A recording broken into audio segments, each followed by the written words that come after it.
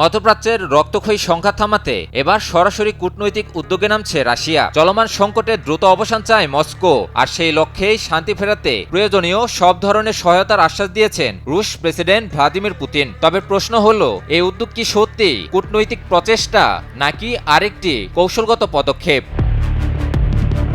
রাশিয়ার বার্তা সংস্থা ইন্টারফ্যাক্স জানিয়েছে, মধ্যপ্রাচ্যের বর্তমান পরিস্থিতি নিয়ে গভীর উদ্বেগ প্রকাশ করেছে ক্রেমলিন। অঞ্চলটিতে স্থিতিশীলতা ফিরিয়ে আনতে রাশিয়া সক্রিয়ভাবে কাজ করতে প্রস্তুত বলেও জানিয়েছেন প্রেসিডেন্ট পুতিন। এদিকে রুশ বার্তা সংস্থা তাস এর প্রতিবেদন অনুযায়ী মধ্যপ্রাচ্যের প্রভাবশালী নেতাদের সঙ্গে ধারাবাহিক যোগাযোগ বজায় রাখছেন পুতিন। এর আগে ক্রেমলিনের মুখপাত্র দিমিত্রি পেসকভ জানিয়েছেন, ইরানকে ঘিরে চলমান সংঘাত নিরসনে রাশিয়া সক্রিয়ভাবে ভূমিকা রাখতে চায়। তিনি বলেন, প্রেসিডেন্ট পুতিন আঞ্চলিক নেতাদের সঙ্গে নিয়মিত যোগাযোগ রাখছেন এবং প্রয়োজন হলে দ্রুত পরিস্থিতি শান্ত করতে রাশিয়া কার্যকর পদক্ষেপ নিতেও প্রস্তুত। পেসকভ আরও স্পষ্ট করে বলেন, রাশিয়ার লক্ষ্য হল সামরিক উত্তেজনা কমিয়ে পরিস্থিতিকে শান্তিপূর্ণ ধারায় ফিরিয়ে আনা। এজন্য কূটনৈতিক প্রচেষ্টার পাশাপাশি প্রয়োজনীয় সহায়তা দিতেও প্রস্তুত রয়েছে মস্কো।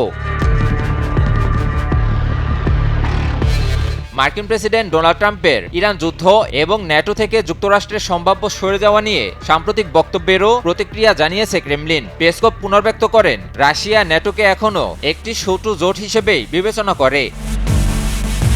আমি ভরসা রাখি হিরন স্মার্ট ওয়াটার পিউরিফায়ারে।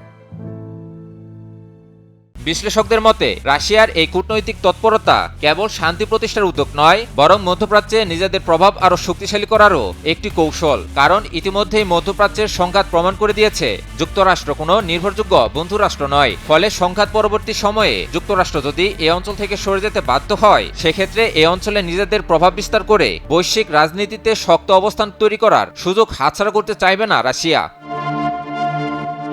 সব মিলিয়ে মধ্যপ্রাচ্যের এই সংকট শুধু একটি আঞ্চলিক সংঘাত নয়, এটি এখন বৈশ্বিক শক্তির কৌশলগত অবস্থান নির্ধারণের ক্ষেত্রেও পরিণত হয়েছে।